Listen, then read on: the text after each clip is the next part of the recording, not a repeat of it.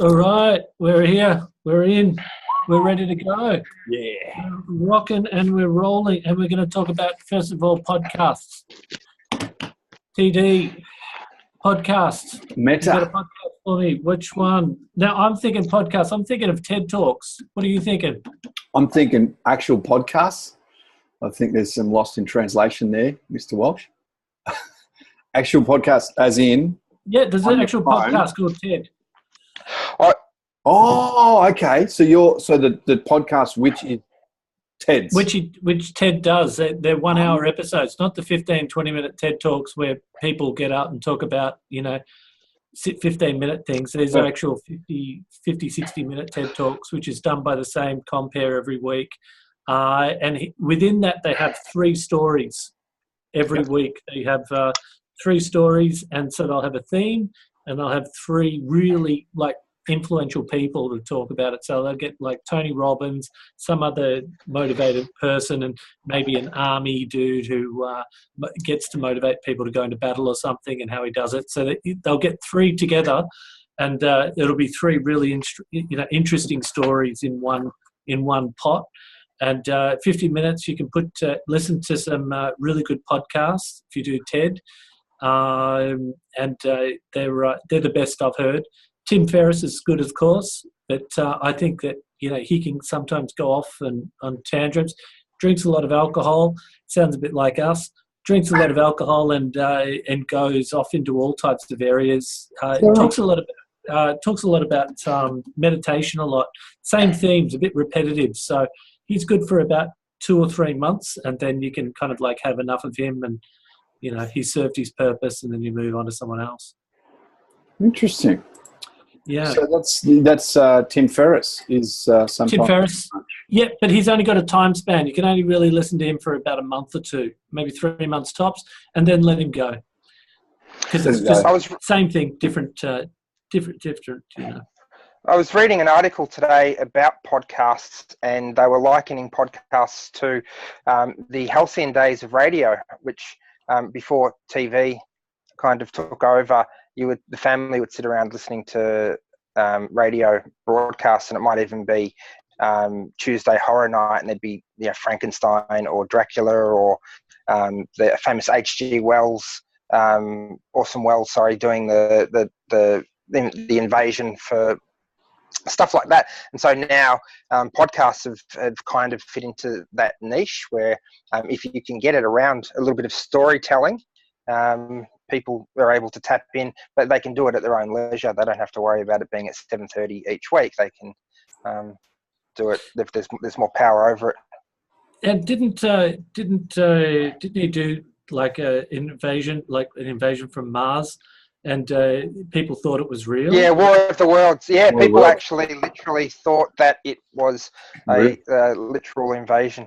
But yeah, so that's really interesting. So the storytelling part, I think, suits us because we're kind of, the 3 of us are storytellers to a certain degree, and I like that. So yeah, you have some factual information that you might talk to, but then there's always the element of telling a story. Yeah, I definitely think the 3 of us love a good yarn, a good story. Definitely, when we get together, it's Hans Christian Andersen meets Hasta La Vista, meets Arnold Schwarzenegger. Banjo Patterson, a little bit of Henry Lawson, a little bit of, yeah. I really like those old those stories from country Victoria, when he goes out and, the loaded dog and all those sort of, all those... yeah, with the dynamite. Yeah. What were you talking about before, Jukesy, the one you said, your preferred one? Your podcast. Who's your podcast? Don't you listen to Rogan? Isn't that your... Rogan, Peterson, Gary Vaynerchuk. Just on that, just while we're a little bit of a commercial break, kind of, as I was trying to leave Tim Ferriss's podcast page, have you noticed this sometimes? 5 morning rituals. A pop-up like this will happen. This is pretty good. I'd say it's still pretty good marketing. It's like just before you go, do you want to get a bit of this action? Okay, well, the 4-hour work week. Okay, so this guy, so Tim Ferriss, just to go back to him, he believes that you take really successful people and you break down what things that make them successful. So like things like their rituals, what they do during their general day, and how they live their lives. And if there's some sort of pattern that they all follow, if you follow that pattern, then you could have success as well. Makes sense. Success leaves clues, I think is the quote. Okay. Now, something interesting is this guy drinks quite a lot of alcohol. This is what I find interesting, right? So he can drink a bottle of wine, wake up in the morning, have a whole bunch of vitamin pills, for example, go to the gym, work out for 10 or 15 minutes, not these big long workouts, just little 5-10 minute workouts, lift weights for 5 minutes, and then say, right, that's my workout for the day. And then go take a shower and move on. So he does things in moderation, but impact. So he has high impact, low moderation. So he's big on that, isn't he? And 4-hour work week. Instead of working 40 hours a week, let's do everything in 4 hours. Let's get everything done. So my staff members keep telling me to check out the 4-hour work week, and I just said to them I'm not going to, because it sounds like you guys just want to reason the bludge.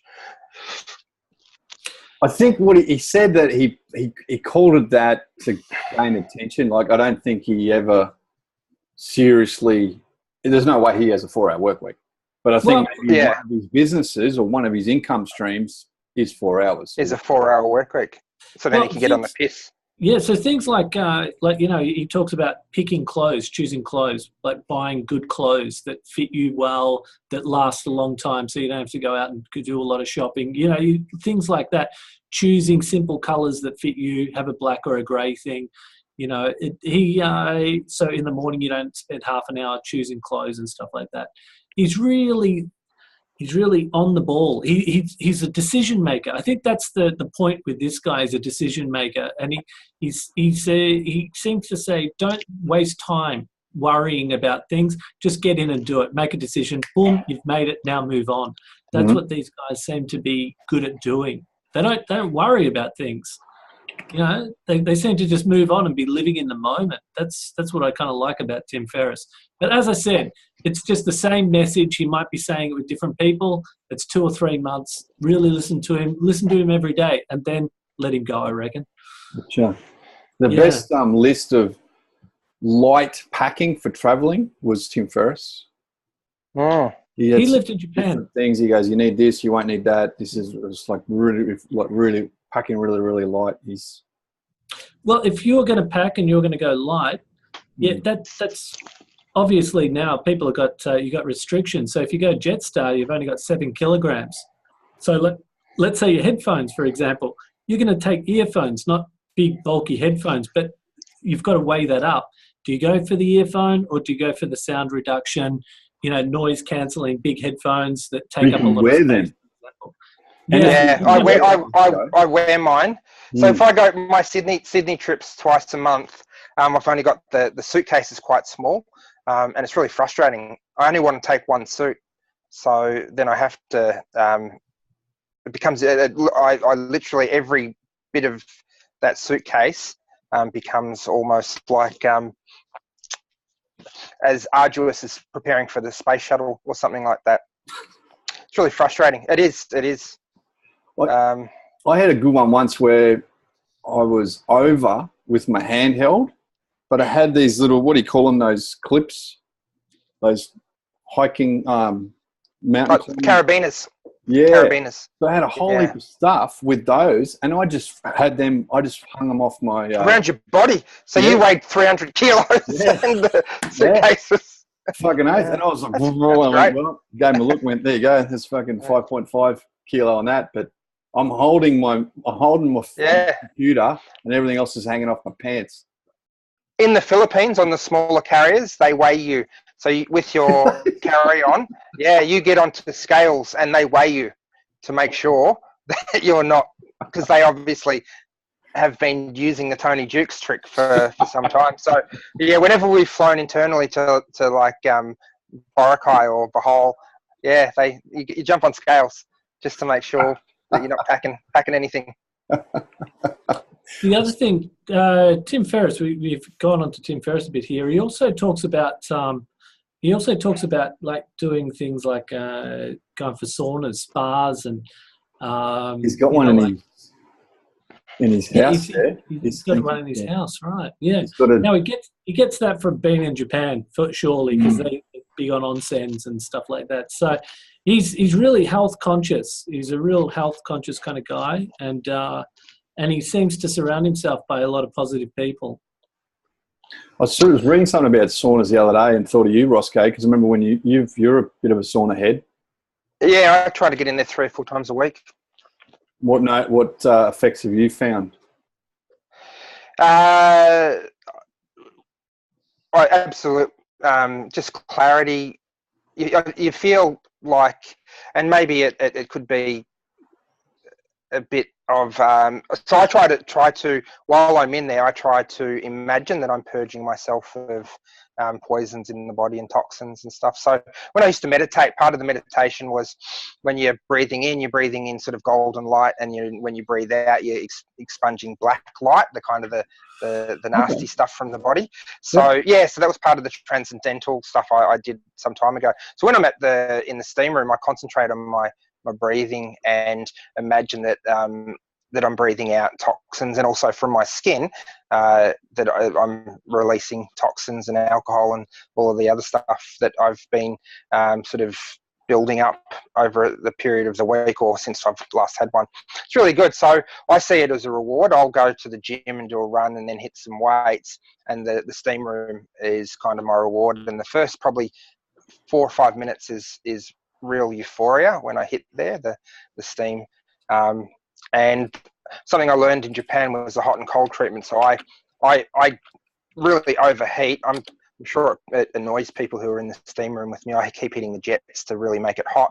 Then what I do is run outside. There's no bath, but instead of using the hot and cold bath techniques that they use in Japan, I just jump in the cold shower for a couple of minutes to the point where my head's numb and my body becomes numb. Then I head back into the steam room, and you're able to breathe, because when you first go into steam room, right, when you're trying to breathe, it hurts your lungs a bit because the steam's quite hot. But once you've cooled your whole body temperature down, you can go in there and really get some really good tantric yoga type breathing. So I do that 3 or 4 times, probably spend about 30 minutes in a session, and then have a shower. When I leave the gym, I have a light meal, and I have a really good night's sleep.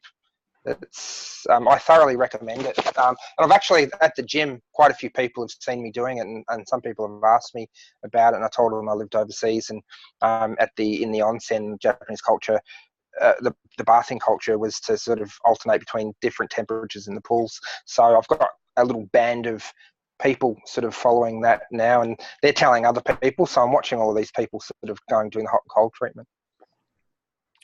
Yeah, well, it's really good. That's an interesting one. Whether to meditate during your spa onsen type things, and whether to do it like in the morning when you first wake up, or whether you do it before you go to bed so it can help you to get to sleep. Yeah, definitely. It's a great place for your head anyway to jump into the spa or onsen. Interesting about changing body temperatures, whether or not that makes a difference. Whether it makes a difference with rehab as well. A lot of footballers jump into ice baths. Did you ever do ice baths, you guys? Yeah, I remember I hurt my ankle Walshy basketball, and this would be 20-something years ago. You told me because I just iced it, and you said, no, do the hot and cold treatment. Which is what you practice. And I did. I actually had a bucket of hot water, and then I'd alternate, and I healed much faster. That'd be 20-odd years ago. I think it works. Yeah. The ice, I love the feeling after you've been in the cold pool.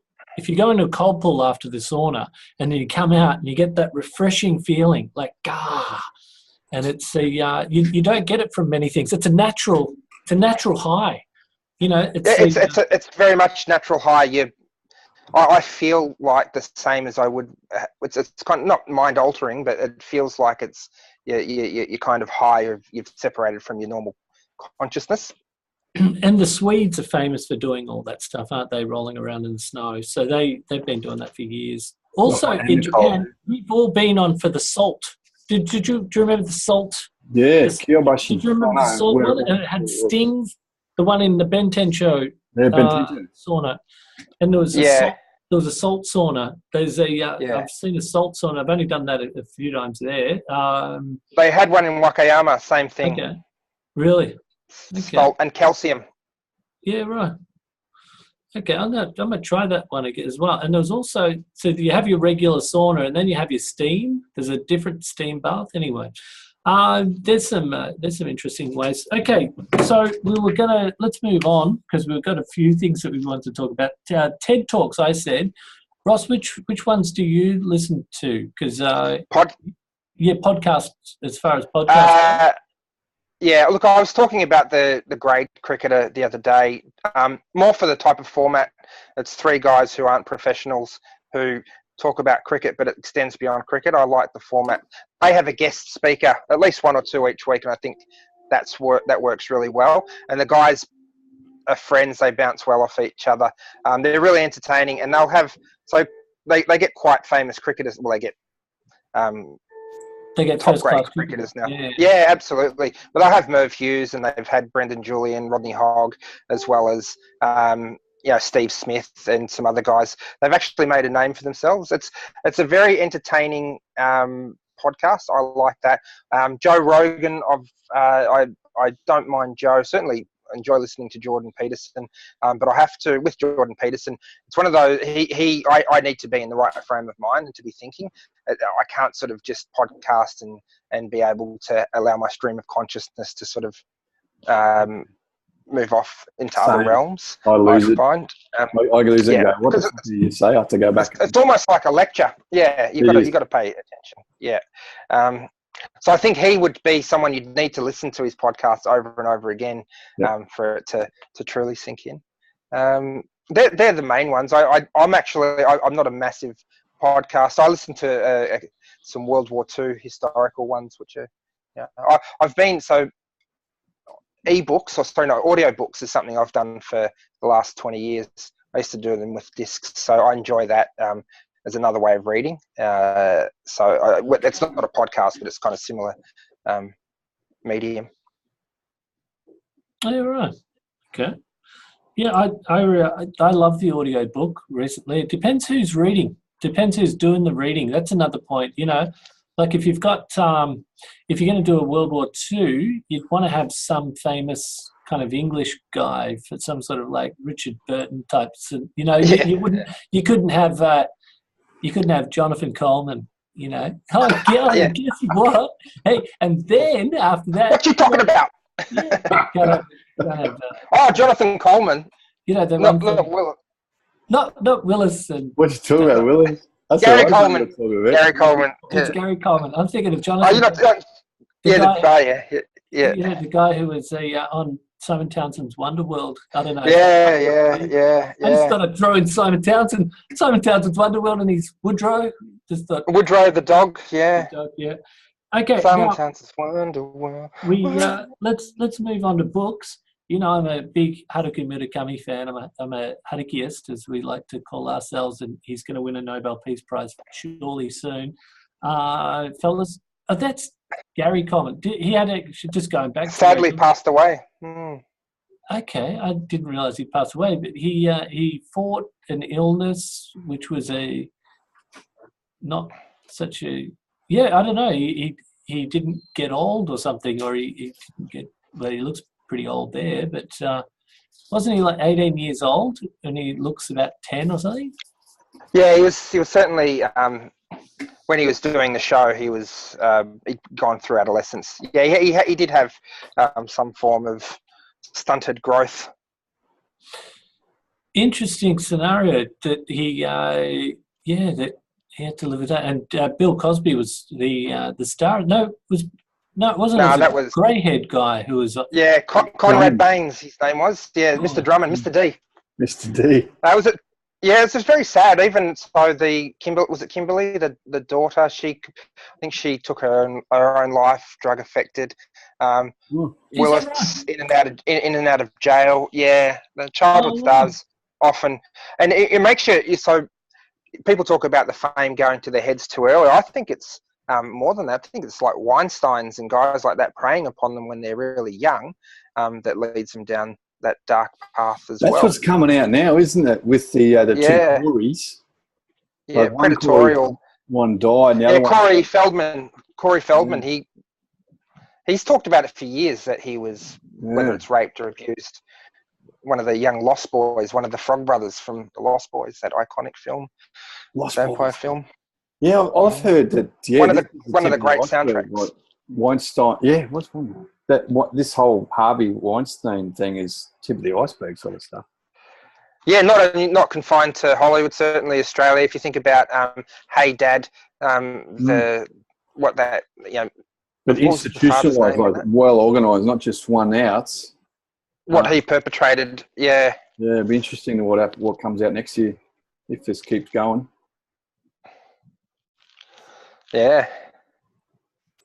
So let's move on to. I was going to say, Haruki Murakami was the book that I like. Books that I like to read. Do you have a favourite author, fellas, or what are we reading at the moment? I don't have a favourite author. I did all my Haruki Murakami in Japan. Walsh, I've feasted on his books while I lived over there. I used to read them in the Wakayama Castle Park on a Saturday. Wind Up Bird Chronicle is my favourite. I absolutely love that. It's a book I can read twice. There are books that I'll read maybe a second time. At the moment, I am reading a book by Thomas Keneally. You know, Thomas Keneally, Schindler's Ark, Chant of Billy Jack Smith, one of Australia's more famous authors. He's written a history of Australia. It's really interesting. So The Chant of Jimmy reading about Smith. He wrote that, did he? Okay. Yeah, Yeah, it was. Yeah, he's a very famous Australian author. He's really good at historical fiction. One of our most famous authors. You spelt it wrong. Keneally. But the book. So the book I'm reading is a short history of Australia, and at the moment I'm up to the deportation, the hulks in London Thames, and basically Joseph Banks after the trip with Cook talking about Australia's a great place to put all our convicts and ne'er-do-wells, our ancestors. Your ancestors. So sorry. Well, my ancestors were here 100,000 years ago, technically. Maybe more. Yeah. Yeah. There he is, Thomas Keneally. I know him. He's done quite a bit. He's on TV and stuff as well, isn't he? Yeah, he is. He's one of our greatest authors ever. So Schindler's List, that movie, he wrote the book. He wrote Schindler's List. So he's a Holocaust survivor? No, he just wrote the book. Okay. Yeah. He wrote the book. He's a brilliant author. I recommend Oscar and Lucinda, that's one of his. Okay. Oscar and Lucinda. Devil's Playground. The Devil's Playground. There's a story for you. Oof. He's really good.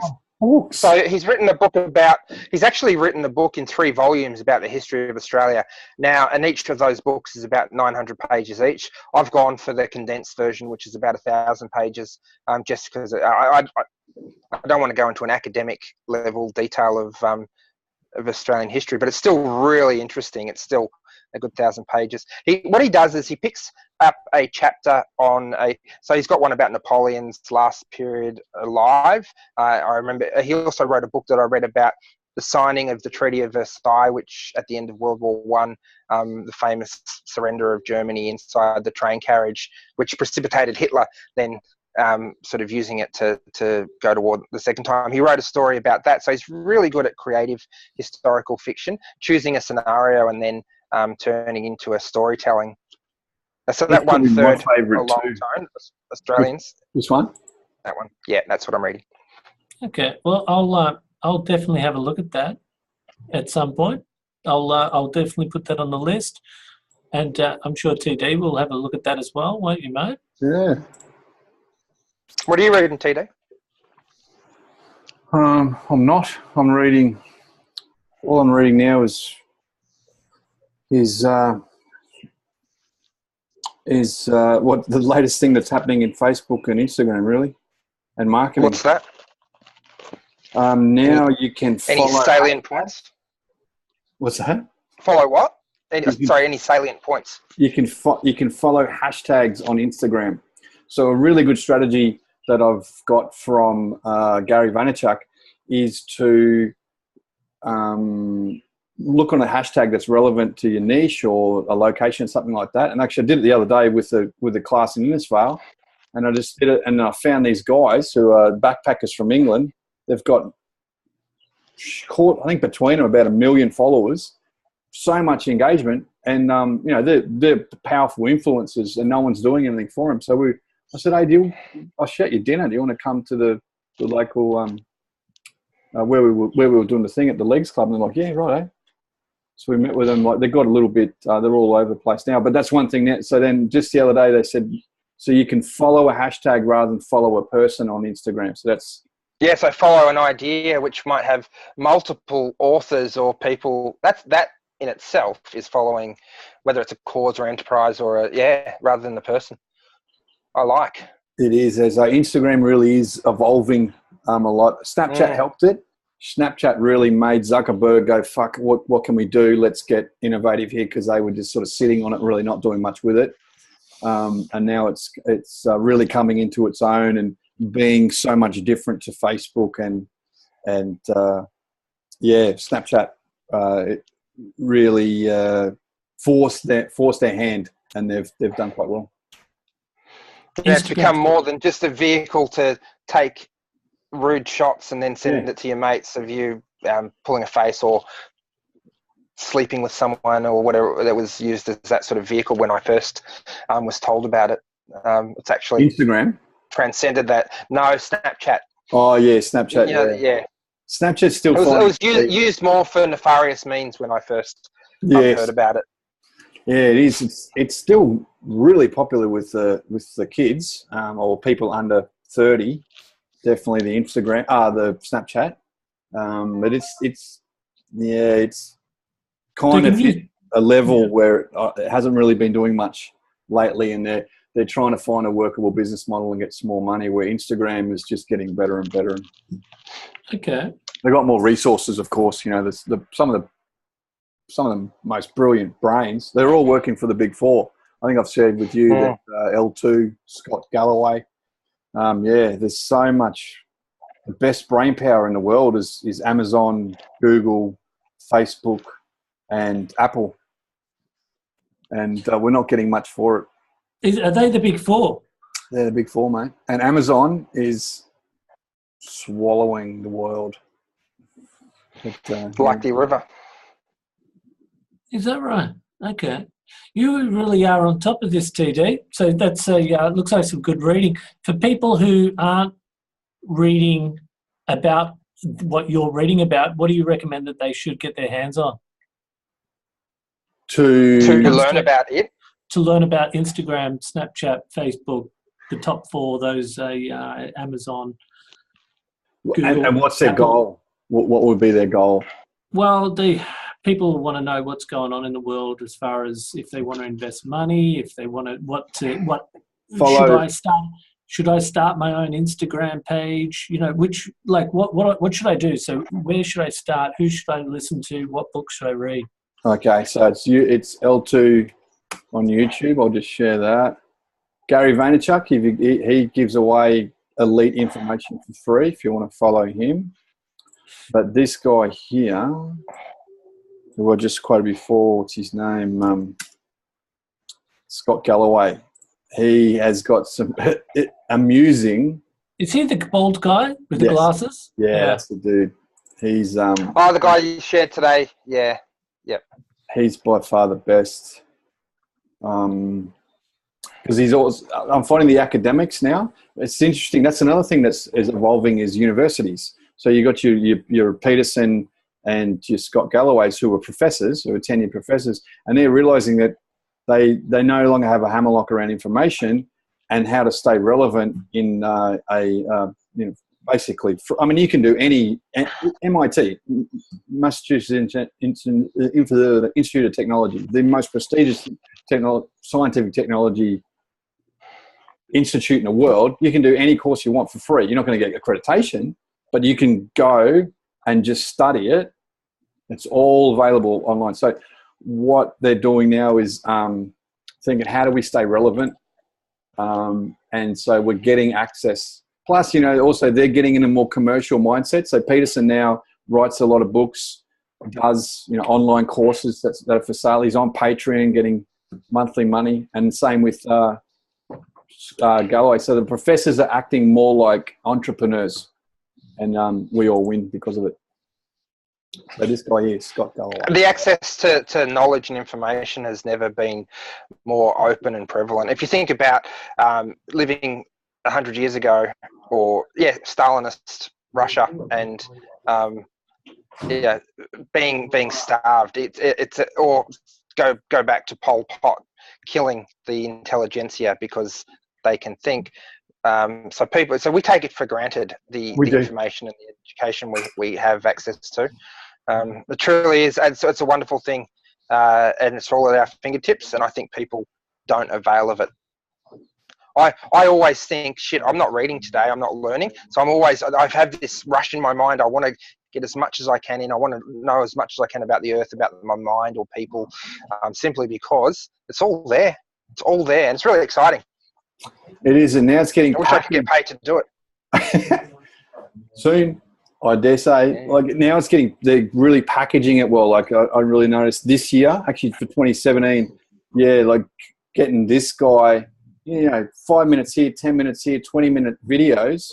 Usually they're only less than 10 minutes, and they put together really good, concise, punchy information. I can do a screenshot.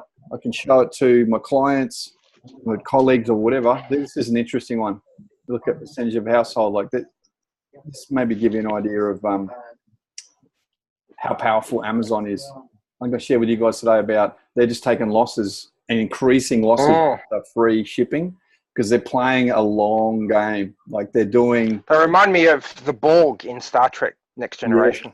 Yeah, just taking over Galaxy. When I was working for Officeworks. And I remember just going, there's a stationery company going out of business. Like we were just killing all the mums and papas, all the small businesses, and they just all went, and all those big superstores, Bunnings, Officeworks. And I remember thinking about, feeling really guilty, we're just undercutting them and killing them. And now Amazon is doing that to those guys. So I'm just thinking, it's like that future, like in Demolition Man. Remember Demolition Man with the Stallone and Wesley Snipes and and all the restaurants at Taco Bell, because they had the franchise wars. I think that's what we're in now. Like soon, let's say when we're in our old age, we could have nothing but Amazon stores.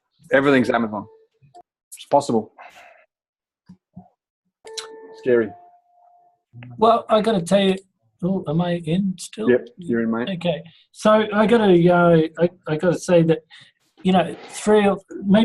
4 or 5 years ago, I was like listening to YouTube clips for this. So I'd get on YouTube and put in Stanford University and YouTube education.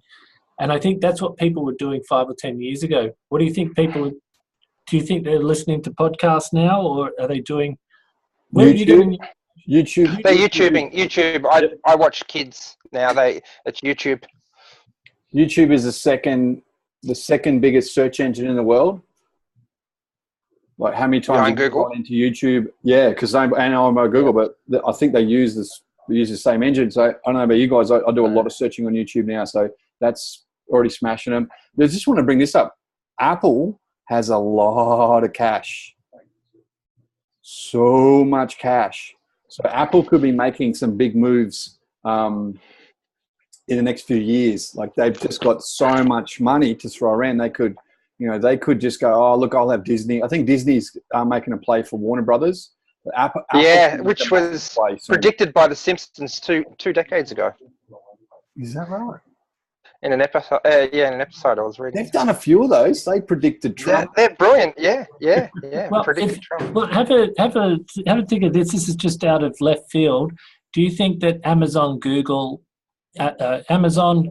Apple, are they going to go into schools next, do you think? Do you think they're going to start their own universities? If they've got a monopoly, like YouTube, if they've got a monopoly of everybody, their attention, and everybody's looking for information to them, it just seems logical that that's where the education is going to head. It could head away from the university into doing like your courses online. I'd say so. Accreditation is the next thing they need to get around. So the university still have a hammerlock on that, so to speak. But I think what has to happen, which should happen before by now, is regulation. They pay so little in taxes, guys. It's criminal. Yeah, multinational loopholes. Especially those big four. They just these companies, and then they go, "Oh, look, we're not media companies. We don't need to abide by the rules." Like they behave. It's really sad because they were innovative and disruptive and all that shit, and they were really good. And now they're just behaving like, it's a bit like 4 legs good, 2 legs better. Yeah, and then just saying mea culpa. Sorry about that, or we don't fit within that sphere. So that's scary. I look, it's exciting and scary, and it just is.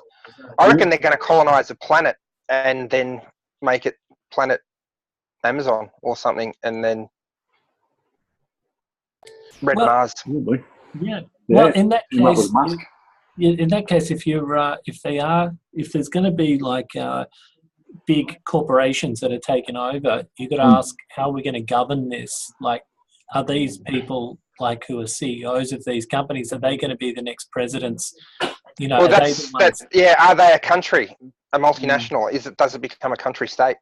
Like, McDonald's has a university degree, Walsh. They have their own. Yeah, they've had for a while, haven't they?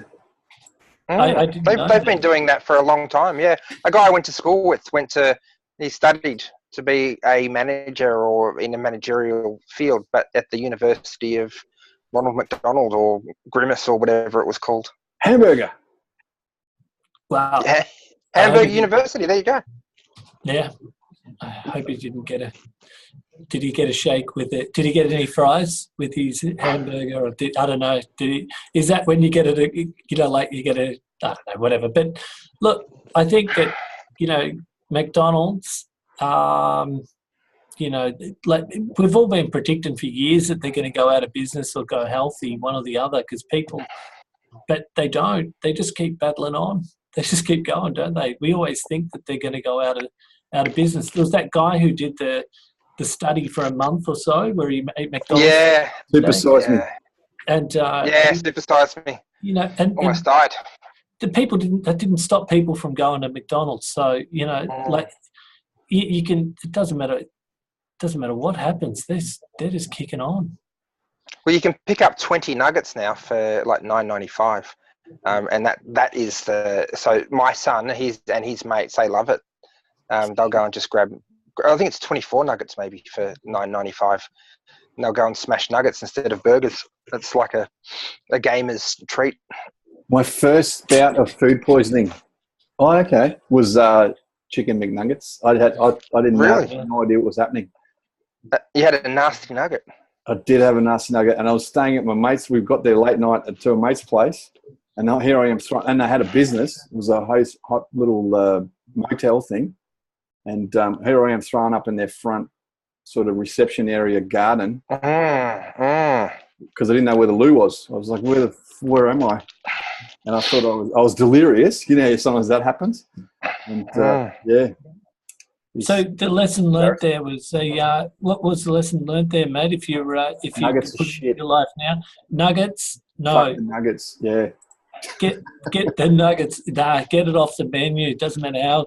Yeah, $9.99 or whatever for 24 nuggets. Which, okay, so if you put that into 25, they're only like 25 cents a pop or something, aren't they? What is it? 20 cents a pop? It's not even real. Oh, it's chicken, but not as we know it, Jim. I think it's just pulp. It's just like Jim. Also, I got to mention. I really want to mention because we don't have much time left. I'm gathering. Yeah. That just on YouTube there was a Stanford professor, Robert Sapolsky, that did a whole biology semester. He did a whole semester, 24 units, 24 weeks, and recorded it online and put it up online, which is really interesting. So if you get a chance, have a look at it. You sent that to me a couple of years ago. I watched his first lecture. Yeah, Yeah. That's probably This 2 or guy? 3 years ago. This guy, yeah, I remember that. You sent that, Walshy.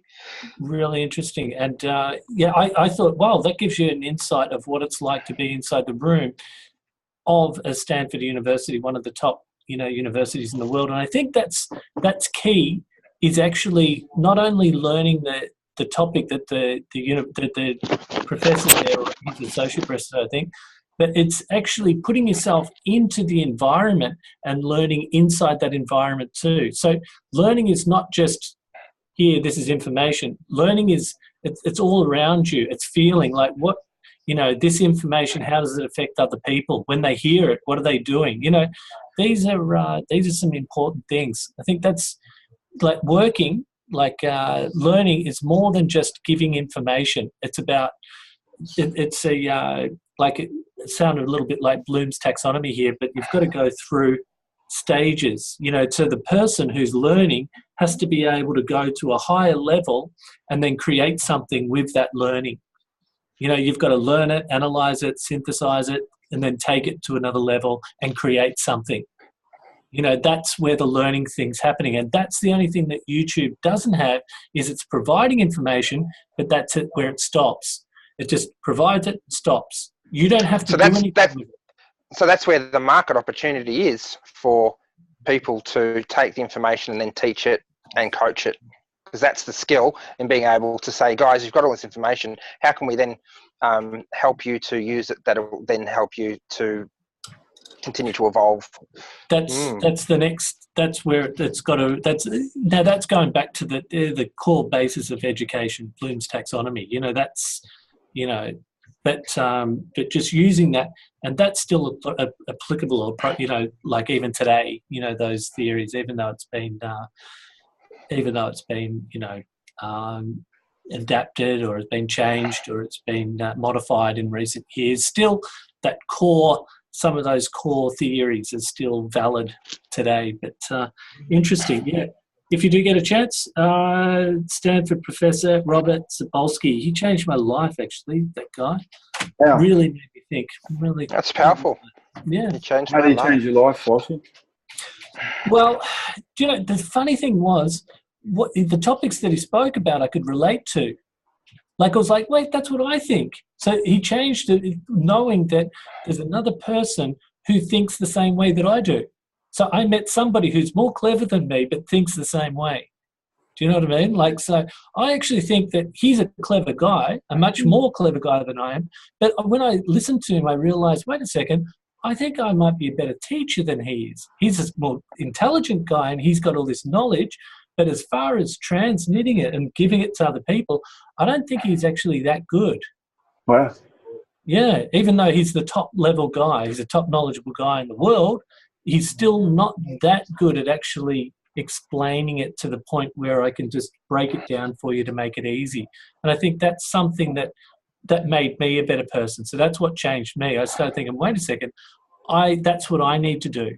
I need to be able to break it down and be able to explain it so people can understand what the points are. So not just learn it, but explain it and make it so it's, people can get it and understand it and use it.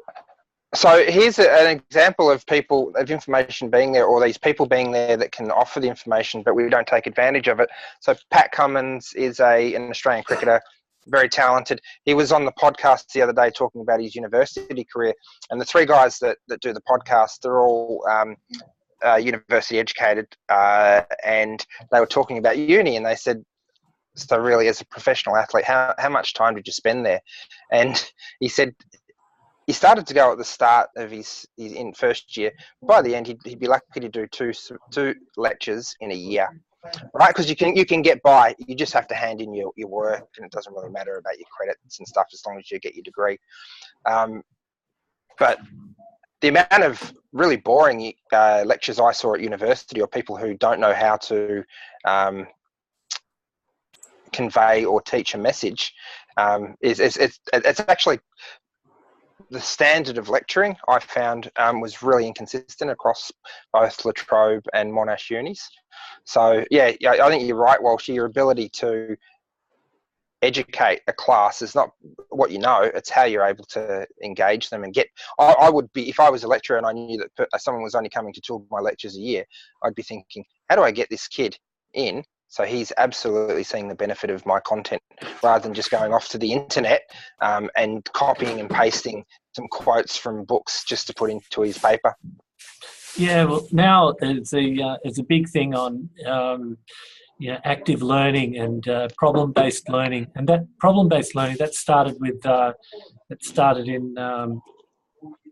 when Harvard doctoral students were given a problem, and then they had to learn all about the medicine and then solve the problem.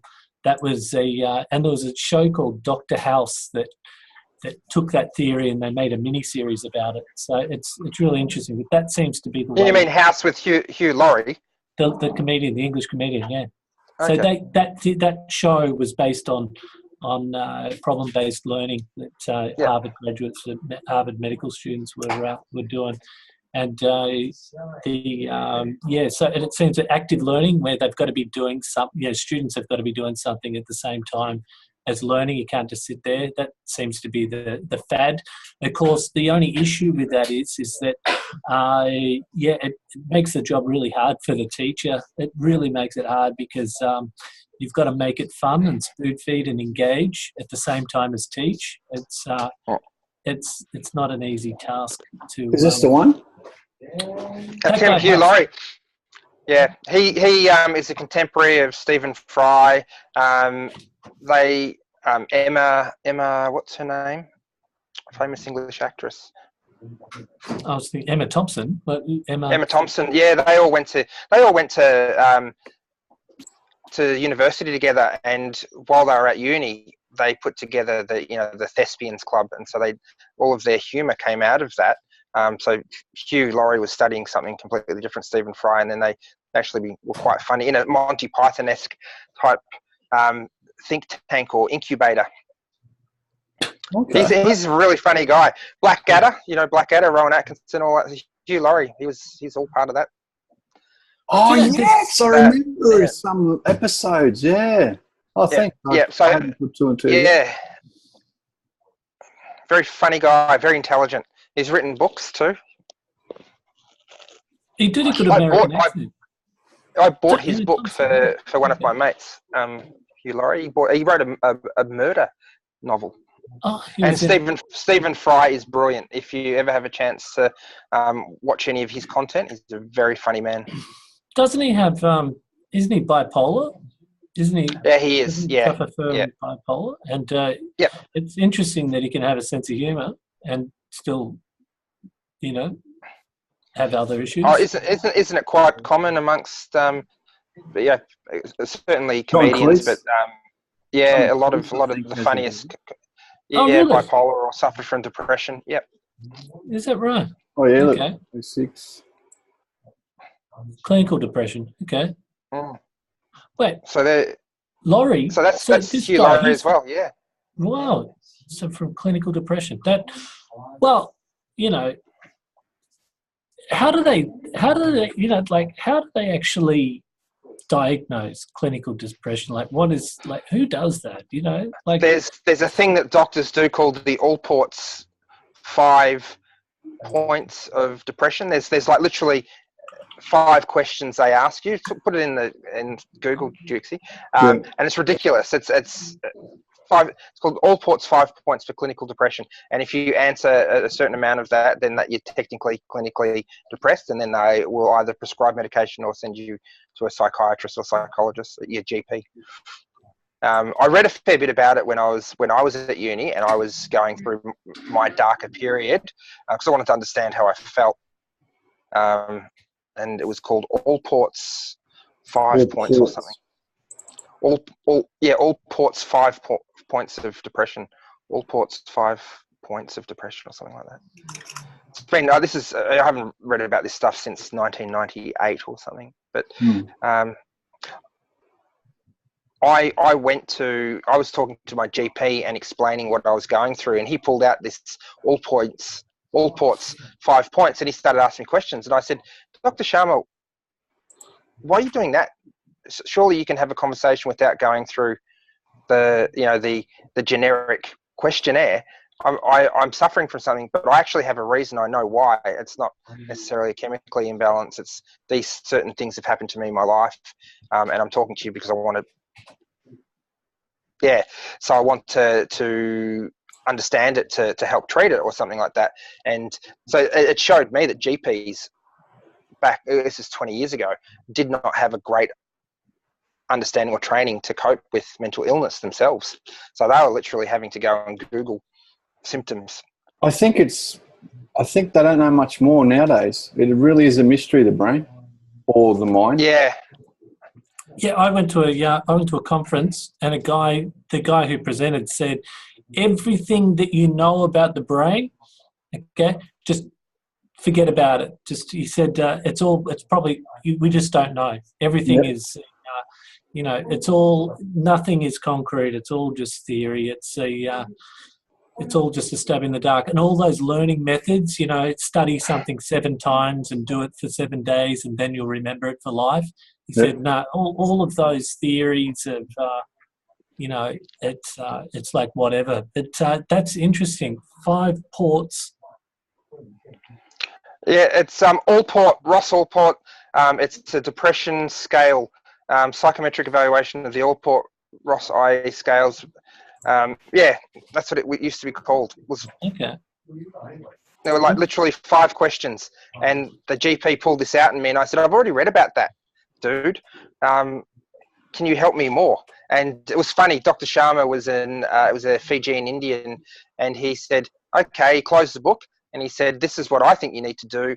It's write a journal, start giving yourself things to do during the day. What's happened is you've fallen into a rut. You're thinking about these other things. So we had this great conversation around him giving me advice based upon his religion.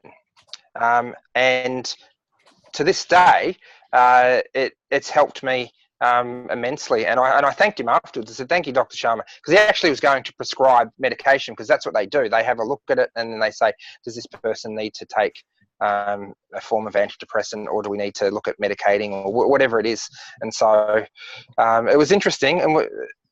And I think that, so what, yeah, we may be coming a certain way along treating it, but you're absolutely correct around not knowing what makes the brain tick. Yeah. I think that was Maslow's pyramid of... It was. I slipped him in there. Yeah. Yeah. Apparently there was 2 more that he didn't publish in there for some reason. Just on that, Roscoe, is there anything that was the best takeaway, or something where you're like, fuck, that was good advice, and then you executed on it that you want to talk from about? Dr. Sharma? Yeah. Yeah, it was so I went to quite a few seminars. I did a lot of meditation. A guy by the name of Michael D'Amico Rowland, who he's Australia's sort of Anthony Roberts. So I went to a few of his seminars, and I just some techniques like the power of positive thought, writing things down. But you know what the most interesting thing I did was with your right hand, so with the hand that you write with, you write down something that comes to your mind. And so I might write, so for me, I'm left-handed. I would write with my left hand. I'm a strong-willed person who tries every day. But then with my opposite hand, I had to write down the first thing that came to my mind. So then I might write with my right hand, no, you're not. You're a fraud. You're a dickhead. It's just the first thing that comes to your mind. It's that voice in the back of your head. And so the next line, I would write something else. And you're trying to write positive affirmations. So I am a powerful individual who can do whatever he wants, whenever he. So I was trying to do that positive affirmation, but then so I'm remembering what it was. And then with the right hand, you have to write down the first thing that comes into your head. So then it would again be something like, no, you're not. You're dumb. You've always been dumb. And what it was doing is identifying the little voice in your mind or the parts of you that are negative, and then understanding it. So you do that every day. And so I think I had to do it 50 times. And then by the end of it, you're able to control that voice. So after doing that for a few weeks, while writing my positive affirmations, whatever it was I wanted to do. So for me, it was, I think it was about healing myself and doing some different things. In the end of it, that unconscious voice that first came to mind would be, yeah, you are, you're on the right path and you're going to get better. So let's keep doing it. And it kept helping. So what I did have was, rather than having the voice at the back of my mind being an enemy of mine, I was able to control it to a certain degree. And that was just one of the techniques I remember from this book called Absolute Happiness. The book was called, Michael D'Amico Rowland. And there were the different techniques. I went to a few of his seminars. It was really good. And it was just it was a different version of writing positive affirmations. And this way it was using the opposite hand to talk about the voice in your mind, which is your subconscious, telling you can't do it. That's great, Matt. That's really, really good. I'm going to use that in my classes, by the way. I'm going to use that theory. Yeah, so go and look it up, Walsh, just to get it correct. I haven't done it since 1999, but yeah, it was in there as an exercise. There were quite a few exercises. There was mind maps where you kind of, I did mind maps where it was, I had my goal, and then off the goal I would try to work out how I'm going to achieve it. So it was quite good. It wasn't Michael Rowland who helped me. It was I used lots of people as references, and then I just took little bits, and then it's helped me as a bit of a toolkit for whenever I feel like things are overwhelming, or I'm facing something that is difficult. What are the different techniques? What's the flagpole in the hurricane that you can hold on to, so you know that everything's going to be okay, and some tricks to center yourself. That's the part that I really like about that is it's an actual practical. It's like where you're doing something. Do you know what I mean? Like you're doing something. I like that. That's the active listening thing that I was just talking about. I think I remember this guy. Did he used to have TV ads and he'd say, "You got the power of your mind," and come along to my free seminar? Yep, I went along. My brother and I went along. Along. We went. Yeah. And I went and had a word to him in one of the breaks and said, "Mate, I'm looking for a mentor or something." He goes, "Oh, well, you can join this fucking program that I'm selling, this other one." Yeah, he was. I think he's commercial, which most people are. But there was. I haven't referred to him or used his book for since '99. But yeah, I went up and spoke to him as well, asked him some questions, and he had other people in there that answered for him. So I think he's got a retinue of people who support him.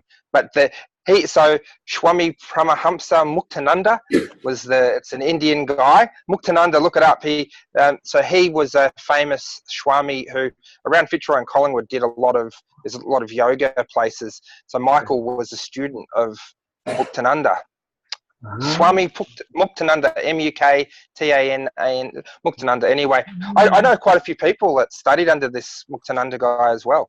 So that's where I learnt my meditation, which is chanting. It's not, siddha yoga or where you do stretches or anything. It's actually chanting. And so the chant was Soham, which means I think it means I am, so I am. So you're just sort of saying I am, so I am. But the sound is the sound of the earth. So Big Bang Theory and all that sort of stuff. That's the sound that the earth makes continually to this day. If you would listen to put earplugs into the ground. So it was that sort of theory. It was really interesting. Chakra points, all of the rest of it that you get when you do meditation. But Muktananda, he's got quite a few. I was going to say dojos, but they're not dojos. Little practices around Fitzroy. They just measured that hum a bit more the other day. Oh, really? Yeah, there was a little thing I saw, because we can't hear it. It's so quiet compared to what we can hear. Yeah. They're measuring it. Like, I think there was a theory, and then the Japs and Japanese researchers confirmed it, and then there was some little breakthrough the other day. Well, that's what the chanting does. Get into it. Okay. I think that with yoga too, the Om is perhaps a derivative of that. Yeah. Yeah, it's the same thing. Soham, it's the same thing. Om, Soham is Om. Same. It's just a different way of saying it. Muktananda. That's it. Baba Muktananda. That's the dude. So, yeah, maybe. So I did the chanting part, and I did it through Michael Rowland. I didn't go and go to the practices here in Melbourne, but I've got friends who did, and there's those places. I think that's Swami's apprentice has taken over, like a Sith Lord or whatever. I'm not sure what they call him, Padawan or something like that. I don't know. It's been a long time, but it helped me through a period just by tapping into it. It was amazing how much it opened the Eastern philosophy for me, and around that same time was when I discovered Jung and Zen and the art of finding Satori by washing the dishes, which Mum would have loved as a kid, if I had have been able to do that. I did a bad job so that she wouldn't ask me to do them again. I tried that once, and didn't work. The old boy he was fully wised up to that. I've got to run, but just before I run, you guys want to see the next battleground, the next marketing battleground? Yeah. It is, drum roll, not Muktananda. It's these devices. Yeah, they're being pumped on TV at the moment. Really hard sell, cheap price. Home and Alexa. This is voice is the next search. So SEO, search engine optimization, where I'll be messing with websites and trying to make it all rank there. Right next, this is the big play for Amazon. So so Google Home, turn on my lights. Google Home, everything in the house. It's smart homes and stuff, and turn on the fan. This Google is something Home. that I have to Google Home. My wife doesn't want to come to the bedroom tonight. Google Home. What do I do? It's seriously, this is ridiculous. Great. Good luck selling those, mate. Everyone's no, I won't be selling them. I just have to work out how to help infiltrate, get an advantage on them. Optimizing. Same thing I do with the search engine. It's a you know what's that saying? Oh, to live in interesting times, or whatever it is. We're living in interesting times. Oh, they're most interesting. And I'm really excited. It just said it was on TED Talks talking about that. It said there was a TED Talk about it. Walsh, you had Google Home 25, 30 years ago. It was just called Cindy. Cindy, you couldn't make us a pasta and get us another wine, could you, love? Go on, the boys are here. Cindy, you couldn't come over. Hello, Cindy. Was it? How did you? I've got a wife now. How did you get it? Was it okay? Was it okay? Was that a ponga? Did I do a ponga? Sorry, Walker. You were innovative, though. You always have been. You have been, Walshy. It's like this. You're a first mover. It's like this. It's called a first relationship, that one. It's got a first. We do go back a long way. And I got to tell you, the best way to sell those Google Homes is explain, how do people need them? What are they going to do? How's it going to revolutionise your life? It's time. It's all about time arbitrage. That's why Uber is successful. It's the perception of time savings. Do you know, Tony Dukes, everyone is telling me how busy they are. I was talking about this. Well, I went to lunch today with Renato and Nick, and we were talking about. I'm having a little barbie tomorrow. I've got some mates coming over. I've got two mates saying how busy they are, and I'm like, everyone keeps telling me how busy they are. Yep. And are we any busier than we were before? Maybe we are. I'm not sure. But the perception is I'm so busy, and because I've had this time off with my knee, I'm able to sort of take it slower and look at everyone and thinking, why are you so busy? You're not really busy. You think you're busy. But is it time management and perhaps a lack of clarity with priorities? So they've got I think there's so much to fill the void, man. I think that there's every moment we're filling the void, whether it's an iPad or TV or information. So you just constantly don't have downtime. Yep. and so maybe there's exhaustion to the point where, shit, I'm always busy because I'm always doing something. Whereas previously, you might sit out in the backyard for 5 hours a day or whatever it is, and it seemed like it was slower. I'm sure a farmer's life seems a lot less busier or more manageable than someone who lives in the city surrounded by technological gadgets. And, do you ever get a break from your mates? No, because they're constantly on Viber or WhatsApp and stuff. Whereas previously, you might only catch up with your mates on the weekend. Oh, mate, how was your week? So I don't know. There's a rich vein for us to explore. There is. I do know one thing, that our productivity has skyrocketed in the last 20 years, where wages haven't sort of joined it. If you look at productivity per capita, yeah, it could be something that is on the other side. But yeah, let's we probably measure it more. Anyway, you better go get your car or whatever you're doing. I am. All right, guys. It's been a pleasure. Good to see you again, both of you. Enjoy the rest of your days. Enjoy your Bonenkai. You got one tonight?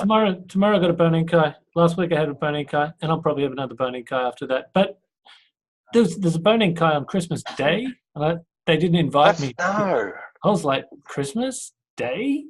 Bonenkai? Wrong time. Bonenkai means to forget about all your problems for the year, by the way. That's the celebration. So it's like the year's issues, just forget about them. And that's the kanji of it. It's a meeting to forget about all the year's problems. So, fellas, all the problems you've had this year, I hope you can forget about it. And I tell you what, how about we do a Bonenkai edition at some point, the three of us, you can grab your fireball, Roscoe, you can grab your fireball, and I will grab my fire. You just grab your ball. My football. Yeah, and it'll be on fire. No, I'll grab my Asahi. I've got Kieran in the fridge. Sounds good, Walshy. Sounds good. Let's get some beers, and we'll have our own Bonenkai and have a good drink and talk and do a podcast, and I'll make it a good one. Sometime between, I've got my last day of work is on the 25th. Yes, I'm working Christmas Day, and then I've got 2 weeks off. Nice. Okay. Well, I'm back to work on the 8th, so I've got that time all from now right through. I'm a man of leisure. That is sweet. I enjoy that. That is so good. Fellas. Okay. Enjoy the car. I got mine serviced during the week as well, by the way. It's feeling really good this morning. See you guys. Have a good day. Drive safely. You too. Thank you very much. See you, fellas. Mate.